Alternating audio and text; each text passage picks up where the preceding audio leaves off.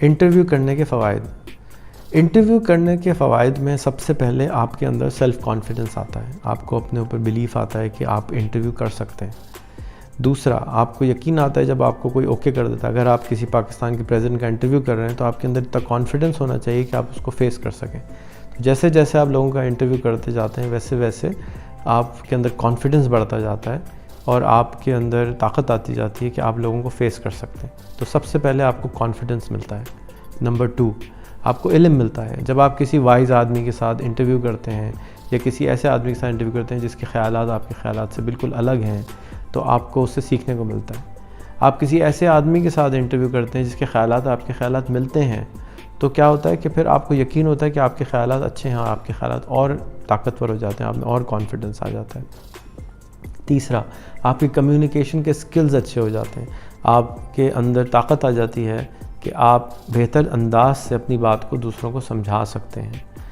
चौथा, आपके अंदर कामनेस आ जाती है। इंटरव्यू करने के लिए मेरी सजेशन ये होती है कि आप सिर्फ 10% बोलें, 90% लिसन करें।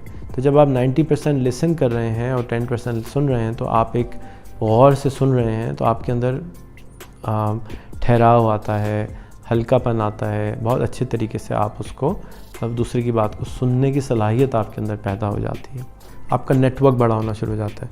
अगर आपने प्रेसिडेंट ऑफ पाकिस्तान का इंटरव्यू किया या आपने किसी भी और आदमी का इंटरव्यू किया या आपने किसी इदारे के हेड का इंटरव्यू किया, तो आपके नेटवर्क बढ़ना शुरू हो गया। अब उसके जो दोस्त हैं वो आपका लिया हुआ इंटरव्यू देखेंगे और वो आप पे ट्रस्ट करने लगेंगे और वो भी आपके साथ कनेक्ट हो जाएंगे। आप एक के बाद एक से कनेक्ट हो सकते हैं। तो आपका नेटवर्क जो है वो बहुत स्ट्रॉन्ग होना शुरू हो जाएगा और बड़ा होना शुरू हो जाएगा। अगला है ट्रस्ट का।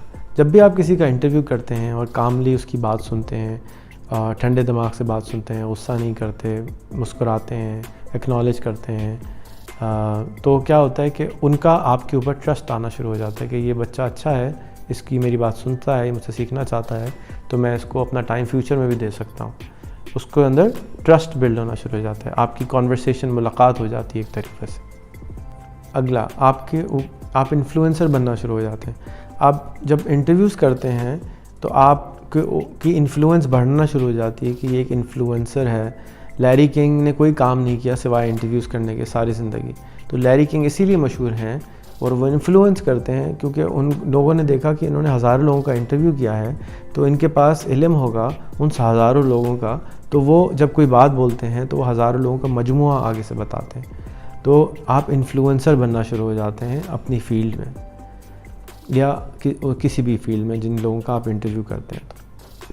तो उसके अलावा आप रिसर्चर अच्छे बन जाते हैं। जब भी आप किसी का इंटरव्यू करते हैं तो आपको उनके बारे में रिसर्च करनी पड़ती है। जब आप रिसर्च करते हैं तो आपको रिसर्च करना आ जाती है। उसके बाद आपके अंदर जो क्यूरियोसिटी है, आप उनसे अच्छे सवाल करते हैं तो आपके अंदर और क्यूरियोसिटी जागती है, तो आप अपनी क्यूरियोसिटी को भी बढ़ाना शुरू कर देते हैं इस तरीके से, और आप उस सब्जेक्ट के ऊपर कमांड हासिल करना शुरू कर देते हैं। अगला स्टेप है, आप इसके ज़रिए प्रॉब्लम सॉल्व कर सकते हैं।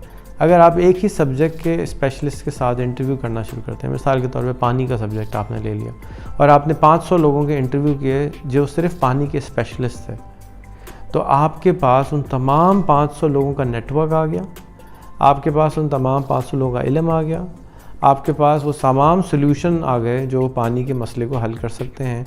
अब आप ख़ुद एक पानी के प्रॉब्लम के स्पेशलिस्ट बन गए। अब आप लोगों के मसले हल कर सकते हैं क्योंकि आपने 500 लोगों के इंटरव्यू कर लिए। कितना ज़बरदस्त तरीक़ा है, इतने आराम से, इतने से टाइम में आप अपने अंदर इतनी ज़्यादा चीज़ें ऐड कर सकते हैं सिंपल एक इंटरव्यू करने से सोशल मीडिया पर।